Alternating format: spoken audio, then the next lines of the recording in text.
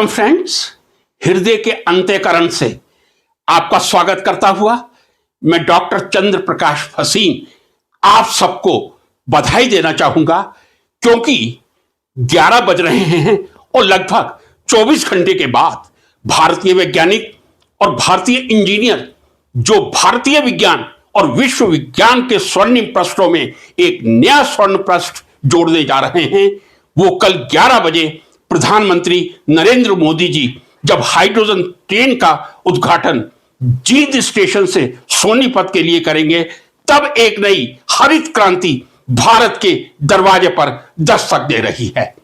इसीलिए आपकी खिदमत में जो वीडियो है उसका टाइटल ही रखा है हाइड्रोजन ट्रेन, जो लगभग 24 घंटे बाद शुरू होने वाली है।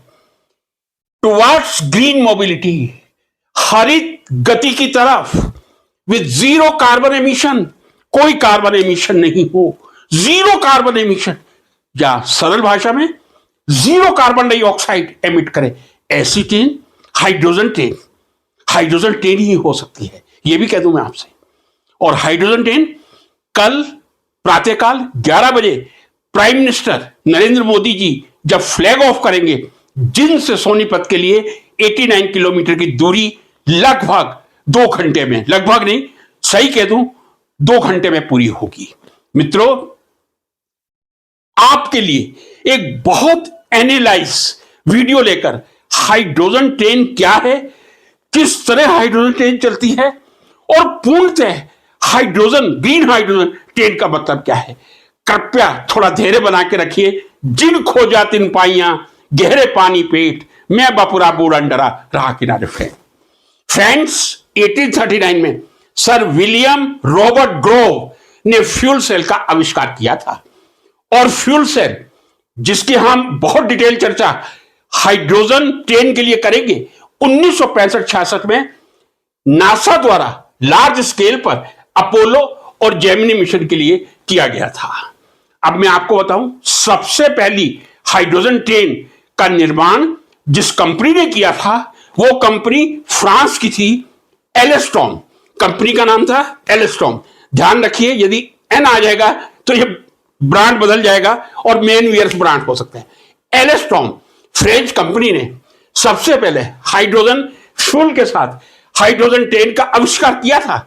कंपनी फ्रेंच थी, लेकिन सबसे पहली जो हाइड्रोजन ट्रेन चली थी 15-16 सितंबर 2022 को, वो first fuel cell train Germany में चली थी। इस समय विश्व में कहां hydrogen fuel cell green hydrogen train चल रही है। जर्मनी ऑब्वियसली सबसे पहला ट्रायल ही 15-16 सितंबर 2022 को फ्रेंच कंपनी एलेस्टॉम द्वारा निर्मित ट्रेन के माध्यम से किया गया था। फ्रांस में चल रही हैं, चाइना में चल रही हैं, स्वीडन में शायद एक ट्रेन है, और कल इंडिया 5वां बादशाह बनेगा विश्व का जब वो जीरो कार्बन एमिशन वाली और टुवर्ड्स ग्रीन मोबिलिटी वाली हाइड्रोजन ट्रेन का प्रारंभ आदरणीय पीएम नरेंद्र मोदी जी के फ्लैग ऑफ करने से होगा। फ्रेंड्स, जींद टू सोनीपत, ये मैंने आपसे बोला है, दोनों ही हरियाणा में है, दोनों के बीच की दूरी 89 किलोमीटर है। मैंने आपसे कहा 11 बजे प्रातःकाल कल प्रधानमंत्री जी इस ट्रेन का इनॉग्रेशन करेंगे फ्लैग ऑफ करके। जो इसकी ट्रायल स्पीड थी 125 किलोमीटर पर आवर थी, जो ऑपरेशनल स्पीड रहेगी वो 75 किलोमीटर पर आवर रहेगी। तो ये 89 किलोमीटर की दूरी जींद और सोनीपत के बीच में। अब आप सोच रहे होंगे जींद में ही क्यों पहली ट्रेन चला रहे हैं, क्योंकि जींद में हाइड्रोजन रिफ्यूलिंग का एक बहुत बड़ा स्टेशन स्थापित किया गया है। आगे जो रेलवे का प्लान कहता है, इसके 2 अप एंड डाउन होंगे, यानी जींद से सोनीपत सुबह 9:40 पे जींद से चलेगी और 11:40 पे सोनीपत पहुंच जाएगी, और फिर मैं समझता हूं लगभग 10:40 पे चलकर 1 बजे सोनीपत पहुंच जाएगी। दोबारा फिर इवनिंग रूट होगा, 2 अप एंड 2 डाउन होंगे, और 2 अप एंड 2 डाउन में 356 किलोमीटर का सफर एक दिन में तय करेगी। और जो इसके लिए हाइड्रोजन फ्यूल सेल की कैपेसिटी है वो है 1200 किलोवाट आवर, यानी 1200 किलोवाट आवर के फ्यूल सेल से यह ट्रेन भारत में जींद और सोनीपत के बीच 2 राउंड में 356 किलोमीटर का सफर तय करेगी। इसमें 10 कोचेस होंगे, 682 सीट्स हैं अभी, लेकिन इसकी फुल कैपेसिटी 2600 पैसेंजर की है। हाइड्रोजन ट्रेन है, जीरो कार्बन एमिशन है, कोई कार्बन एमिशन नहीं हो रहा। अब आपके दिमाग में एक प्रश्न आना स्वाभाविक है, जब डीजल से ट्रेन चलती थी बहुत प्रदूषण होता था। अजी साहब, स्टीम इंजन से जब कोयले से चलती थी वो छोड़ दिए, डीजल से चलती थी, ऑब्वियसली इतना पोल्यूट होता था एनवायरमेंट। ये आपके मस्तिष्क में क्वेश्चन आ रहा होगा। इस समय मोर देन 95 ट्रेन लगभग मीटर गेज की ब्रॉड गेज की इलेक्ट्रीफाई हो चुकी हैं, जो ओवरहेड वायर से चल रही हैं। अब आप सोच रहे होंगे, जो ट्रेन इलेक्ट्रिसिटी से चल रही है, बिजली से चल रही है, बिजली के तार ऊपर लगे हुए हैं, क्या उससे कार्बन उत्सर्जन होगा? क्या मैं मूर्खतापूर्ण बात कर रहा हूं? जी नहीं होगा। जितनी इलेक्ट्रिक ट्रेन है जो बिजली से चल रही है, कोई उसमें कार्बन डाइऑक्साइड का उत्सर्जन नहीं होता। लेकिन एक चीज मेरी आप ध्यान से सुन लीजिए, जब train 90% train electric overhead wire से चल रही है, कोई प्रदूषण नहीं कर रही, लेकिन उस इलेक्ट्रिसिटी को पैदा करने के लिए, उस विद्युत का उत्पादन करने के लिए कितना प्रदूषण होता है, आंकड़ों के साथ आपके सामने हाजिर हूं। फ्रेंड्स, यदि केवल 100 किलोमीटर की जर्नी आपको एक इलेक्ट्रिक ट्रेन से करनी है, 2000 किलोवाट आवर एनर्जी की आवश्यकता होगी। 100 किलोमीटर एक इलेक्ट्रिक ट्रेन को चलने के लिए 2000 किलोवाट आवर एनर्जी की आवश्यकता होगी, और उस एनर्जी को प्रोड्यूस करने में, इलेक्ट्रिसिटी को प्रोड्यूस करने में 1600 से 1700 केजी कार्बन डाइऑक्साइड निकलेगी। कहने का मतलब यह है, electric train directly carbon dioxide emit नहीं कर रही हैं, लेकिन उस इलेक्ट्रिसिटी के प्रोडक्शन में आप देख लीजिए, आंकड़े आपके सामने, 100 किलोमीटर चलने के लिए 2000 किलोवाट आवर बिजली की आवश्यकता है, और 2000 किलोवाट आवर को प्रोड्यूस करने पे 1600 से 1700 केजी CO2 निकलेगी। यानी इलेक्ट्रिक ट्रेन भी कार्बन डाइऑक्साइड का उत्सर्जन कर रही हैं, बिजली बनने के माध्यम से, ना कि ट्रेन के माध्यम से। ग्लोबल वार्मिंग इस समय एक बहुत बड़ी समस्या है, जिससे समूचा विश्व जूझ रहा है, और वो तभी पॉसिबल होगा जब हम कार्बन डाइऑक्साइड को रिड्यूस करेंगे, क्योंकि कार्बन डाइऑक्साइड IR रेडिएशन का एब्जॉर्ब करता है। और शायद मैंने एक वीडियो अपलोड किया था, मीथेन की वातावरण में आयु 12 वर्ष होती है। 12 वर्ष बाद मीथेन भी हाइड्रोक्साइड फ्री रेडिकल से रिएक्ट करके CO2 में बदल जाता है। CO2 सैकड़ों वर्षों तक रहती है। कितना प्रदूषण कराएगा कार्बन डाइऑक्साइड, और उस प्रदूषण का परिणाम जो ग्लोबल वार्मिंग है, राइज ऑफ टेम्परेचर है, अभी हमने यूरोप में देखा था, इंडिया में देखते हैं, इसी का परिणाम है। इसी लक्ष्य को लेकर यह हाइड्रोजन फ्यूल सेल का निर्माण किया जा रहा है। हाइड्रोजन फ्यूल सेल का मैकेनिज्म क्या है? हाइड्रोजन काफी हाई प्रेशर पे सिलेंडर में रहेगी। यह सिलेंडर इसी हाइड्रोजन ट्रेन में एक अलग से किसी पावर कोच में रहेंगे, और जो सिलेंडर आपने फ्यूल सेल में भरी है, वहां से हाइड्रोजन ली जाएगी, और ध्यान से सुन लीजिए, वातावरण में जो ऑक्सीजन है उसका उपयोग किया जाएगा। यानी hydrogen will come from the hydrogen, not fuel cell. Hydrogen will come from the cylinder. जहां सिलेंडर में बहुत हाई प्रेशर पे आपने हाइड्रोजन भरी हुई है, वहां से हाइड्रोजन निकलेगी, वातावरण से ऑक्सीजन ली जाएगी, 1H2 प्लस O2, 2H2O मौलिक, यहां 2H2 आना चाहिए, 2H2 प्लस O2, 2H2O, साथ में निकलेगा वाटर वेपर, थोड़ा सा इलेक्ट्रिसिटी। ये जो इलेक्ट्रिसिटी निकल रही है, जो आपने सिलेंडर से हाइड्रोजन, वातावरण से ऑक्सीजन ली है, ये इलेक्ट्रिसिटी मोटर का संचालन करेगी, इलेक्ट्रिक मोटर का संचालन करेगी, और इलेक्ट्रिक मोटर ट्रेन को तेजी से दौड़ाएगा। तो यह मतलब हो गया हाइड्रोजन फ्यूल में, चूंकि हम हाइड्रोजन सिलेंडर हमारी हाइड्रोजन ट्रेन में एक अलग कोच में है, वहां से हम हाइड्रोजन लेके वातावरण की ऑक्सीजन को मिक्स करके 2H2 plus O2 is equal to 2H2O का निर्माण कर रहे हैं। बहुत भारी मात्रा में जो इलेक्ट्रिसिटी पैदा होगी, उससे इलेक्ट्रिक मोटर चलेगी, और उस इलेक्ट्रिक मोटर से आगे ट्रेन ट्रैक पर दौड़ेगी। इसमें बाई प्रोडक्ट निकलेगा, थोड़ा सा वाटर वेपर निकलेगा 2H2O, और वो वाटर वेपर किसी तरह का प्रदूषण नहीं करेगा, वातावरण में जाके पानी ही है। Water vapour will ultimately will be converted into H2। Friends, एक क्वेश्चन फिर मैं आपके सामने पोज कर रहा हूं। ये मैंने प्रूव कर दिया कि जितनी इलेक्ट्रिक ट्रेन्स हैं वो बहुत ज्यादा CO2 एमिट कर रही हैं, क्योंकि उनका संचालन जिस इलेक्ट्रिसिटी से होता है उसको प्रोड्यूस करने में हमें बहुत ज्यादा कार्बन डाइऑक्साइड का उत्सर्जन का सामना करना पड़ता है, क्योंकि थर्मल पावर से ही हमारे यहां मोर देन 70% इलेक्ट्रिसिटी बन रही है। जब थर्मल पावर कोल से एनर्जी बनेगी, वो एनर्जी जब इलेक्ट्रिक ट्रेन में यूज होगी, जीरो पोल्यूशन होगा। लेकिन उस ऊर्जा को प्रोड्यूस करने के लिए जितने कार्बन का उपयोग किया है, एक एग्जांपल मैंने आपको दे दिया, 100 किलोमीटर चलना है, आपको 2000 किलो वाट आवर इलेक्ट्रिसिटी की आवश्यकता है, 1600 से 17 kg CO2 प्रोड्यूस होगी। अब हाइड्रोजन, यहां मैं आपको बता दूं, जो हाइड्रोजन हमारी हाइड्रोजन ट्रेन में यूज होगी, ग्रीन हाइड्रोजन होगी। अब कौन कितने तरह की हाइड्रोजन होती है, बहुत संक्षेप में बता रहा हूं, कृपया बने रहिए। सबसे पहले ग्रीन हाइड्रोजन। ग्रीन हाइड्रोजन का मतलब यह है, आप हाइड्रोजन का प्रोडक्शन केवल वाटर के इलेक्ट्रोलिसिस से कर रहे हैं। सुन लीजिए, केवल वाटर के इलेक्ट्रोलिसिस। जब आप वाटर का इलेक्ट्रोलिसिस करेंगे, H2O2 बनेगा। जैसे यहां जब हमने हाइड्रोजन फ्यूल सेल में H2 + O2 2H2O किया, जब हम पानी को तोड़ेंगे, ऑब्वियसली ऑक्सीजन और हाइड्रोजन बनेंगे। ग्रीन हाइड्रोजन का मतलब है वाटर के इलेक्ट्रोलिसिस से हाइड्रोजन बनाना। लेकिन वाटर के इलेक्ट्रोलिसिस के लिए कोई ट्रेडिशनल एनर्जी नहीं, केवल रिन्यूएबल एनर्जी, नवीनीकरण ऊर्जा स्रोत, चाहे वो सोलर एनर्जी हो, सौर ऊर्जा हो, विंड एनर्जी हो या हाइड्रोथर्मल एनर्जी हो। तीन energy, hydrothermal energy, wind energy, solar energy का उपयोग करके यदि आप वाटर का इलेक्ट्रोलिसिस करते हैं, तब वही हाइड्रोजन पूरी तरह ग्रीन हाइड्रोजन कहलाएगी।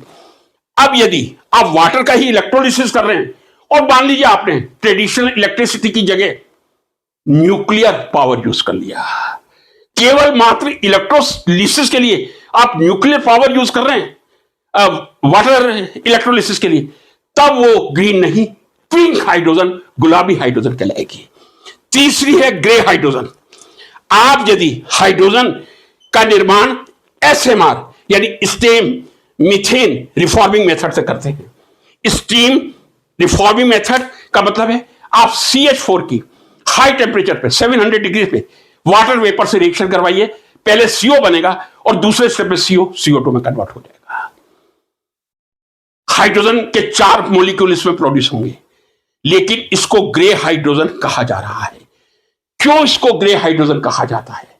क्योंकि हम जिस मीथेन का नेचुरल गैस का उपयोग कर रहे हैं, वो भी 0 कार्बन एमिट नहीं करती, और जब हाई टेम्परेचर पे हम उसकी रिएक्शन करवा के हाइड्रोजन प्रोड्यूस करेंगे, बहुत सारा कार्बन एमिट होगा, इसीलिए इसको ग्रे हाइड्रोजन कहा जाता है। अगली है टर्कोइश हाइड्रोजन। टर्कोइश हाइड्रोजन का मतलब है, यदि आप मीथेन का 1000 डिग्री सेंटीग्रेड पे केवल मीथेन का पायरोलिसिस कर लें, ताप अपघटन कर दें, हाइड्रोजन मिलेगी, लेकिन वो टर्कोइश हाइड्रोजन कहलाएगी, वो भी ग्रीन हाइड्रोजन नहीं होगी। तो अंतर क्या हो गया, यहां बताना जरूरी है। ग्रे हाइड्रोजन का मतलब आप मीथेन और वाटर वेपर की 700 डिग्री सेंटीग्रेड पर रिएक्शन करवा रहे हैं।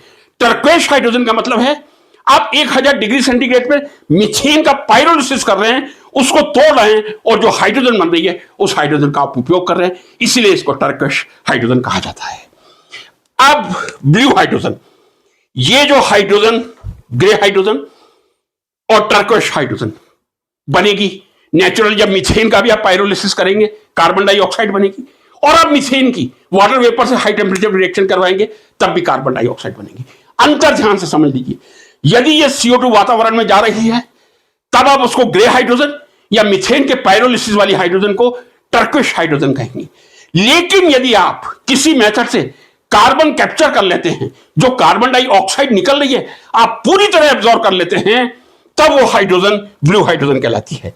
यानी जो ग्रे हाइड्रोजन और टर्कोइश हाइड्रोजन के माध्यम से हाइड्रोजन बनी है, जो साथ में CO2 बना है, उसको आपने वातावरण में 0 एमिट किया है, पूरा कैप्चर करके अलग उसको डिस्पोज ऑफ किया है, तब वो ब्लू हाइड्रोजन होगी। और ब्लैक हाइड्रोजन का मतलब है ऐसी हाइड्रोजन जो कोयले या कोल से बने हैं। तो हाइड्रोजन 10 का मतलब ऐसी हाइड्रोजन जो शुद्ध वाटर के इलेक्ट्रोलिसिस से, और इलेक्ट्रोलिसिस भी सोलर ऊर्जा, पवन ऊर्जा या जल विद्युत परियोजना के माध्यम से, हाइड्रोथर्मल जिसको कहते हैं। तो exact green hydrogen means water electrolysis bye solar energy, wind energy और हाइड्रोथर्मल एनर्जी। उस एनर्जी का उपयोग जब हम ट्रेन चलाने में करेंगे तब जीरो कार्बन एमिशन होगा। यह एक शुरुआत है, मंजिल इतनी आसान नहीं होती। अब मैं आपसे कह दूं, सबसे पहला electric engine Chhatrapati Shivaji terminus में 1925 में शुरुआत हो गई थी, 105 साल पहले। लेकिन इलेक्ट्रिफिकेशन करने में कितना टाइम लगा है, यही स्थिति हाइड्रोजन के साथ है। एक तो हाइड्रोजन हाईली फ्लेमेबल गैस है, बहुत जल्दी आग पकड़ती है। लेकिन यदि सावधानी रखा जाए, जब न्यूक्लियर रिएक्टर से निकलने वाले वेस्ट को हम बहुत सेफली डिस्पोज कर सकते हैं, तो हम हाइड्रोजन की फ्लेमेबिलिटी पे कंट्रोल कर सकते हैं। फ्रेंड्स, सबसे बड़ी कीमत कितनी आती है मैंने आपको बता दिया। ग्रीन है जो प्योर वाटर के इलेक्ट्रोलिसिस से, सोलर विंड या हाइड्रोथर्मल एनर्जी से, ग्रे हाइड्रोजन जो मीथेन के मीथेन के वाटर वेपर रिएक्शन से, और टर्किश हाइड्रोजन मीथेन के पायरोलिसिस से, या यदि आपने इन कार्बन डाइऑक्साइड को दोनों मेथड में कैप्चर करके अलग कर लिया है, ब्लू हाइड्रोजन या फिर ब्लैक हाइड्रोजन जो आप कोयले से बना रहे हैं। ग्रीन हाइड्रोजन 1 किलो की कीमत 300 से 500 रुपए है। ब्लू हाइड्रोजन जहां आपने ग्रे और टर्किश हाइड्रोजन से CO2 को कैप्चर कर लिया है, 200 से 400 रुपए पर केजी है। ग्रे हाइड्रोजन जो आप मीथेन से बना रहे हैं और आपने CO2 को कैप्चर नहीं किया, वातावरण में जा रही है, सबसे सस्ती है 120 से 125 रुपए। यह हाईली कार्बन एमिटिंग हाइड्रोजन कहलाई जाएगी जब आप वातावरण में CO2 छोड़े। ब्लू हाइड्रोजन चूंकि आप हाइड्रोजन कैप्चर कर रहे हैं, काफी सेफ है, लेकिन कार्बन डाइऑक्साइड बन रही है। लेकिन यदि आप केवल विद्युत जल अपघटन जल का करवा के वाटर के इलेक्ट्रोलिसिस से, और वाटर इलेक्ट्रोलिसिस में सोलर एनर्जी, विंड एनर्जी और हाइड्रोथर्मल एनर्जी का उपयोग करके गाड़ी को चलाएंगे, वो वास्तव में हरित क्रांति, वैसे हरित क्रांति शब्द हम हरित प्रोडक्शन के लिए काम में लेते हैं, ना जाने ये शब्द मुझे बहुत अच्छा लग रहा है। एक हरित क्रांति की भारतीय रेलवे ट्रैक पे शुरुआत होगी। कब तक ये प्रोजेक्ट पूरा होगा, गवर्नमेंट का जो टारगेट है, ये मैंने आपसे बताया। ग्रीन हाइड्रोजन 300 से 500 रुपए पर केजी है, 95 रुपीज पर केजी लाने का है। यदि 95 रुपीज पर केजी आ गया और आपके पास रिफ्यूलिंग स्टेशन सफिशिएंट है, तो आप हाइड्रोजन 10 सफलता से चला सकते हैं। एक क्वेश्चन और रह गया, अभी मेरे दिमाग में आया। यदि हाइड्रोजन मान लीजिए खाली हो गई है, वातावरण में ऑक्सीजन तो है, आप हाइड्रोजन किससे चला रहे हैं? जो सिलेंडर में हाई प्रेशर पे हाइड्रोजन भरी है, वातावरण से आप ऑक्सीजन ले लेंगे। उस हाइड्रोजन को यदि ये मैं ट्रेन की बात करूं जो जींद और सोनीपत के बीच में 1200 किलोवाट आवर पे चलेगी, रिफ्यूलिंग में मात्र 20 मिनट का समय लगता है। यदि हम अधिक से अधिक रिफ्यूलिंग स्टेशन बना लेंगे, हम अधिक से अधिक रिफ्यूलिंग स्टेशन बनाकर स्पीड बढ़ा लेंगे रिफ्यूलिंग की, हम किसी तरह हाइड्रोजन जो ग्रीन हाइड्रोजन वाटर के इलेक्ट्रोलिसिस से, सोलर, विंड और हाइड्रोथर्मल एनर्जी से प्रोड्यूस कर रहे हैं, हम उसको टारगेट को प्राप्त कर लेंगे। वो दिन दूर नहीं जब जीरो एमिशन भारत की धरती पर होगा और हम ग्लोबल वार्मिंग से मुक्त होकर पूरे विश्व को ग्लोबल वार्मिंग से मुक्त होने का, हरित क्रांति यानी यहां मैं कहना चाहूंगा हाइड्रोजन व्हीकल यूज करने का एक संदेश दे पाएंगे। फिर आपके दिमाग में एक डाउट रह गया होगा, टीचर की यही कमी होती है साहब, अभी तक विश्व में कितनी कारें और भारत में कितनी कारें हाइड्रोजन फ्यूल से चल रही हैं?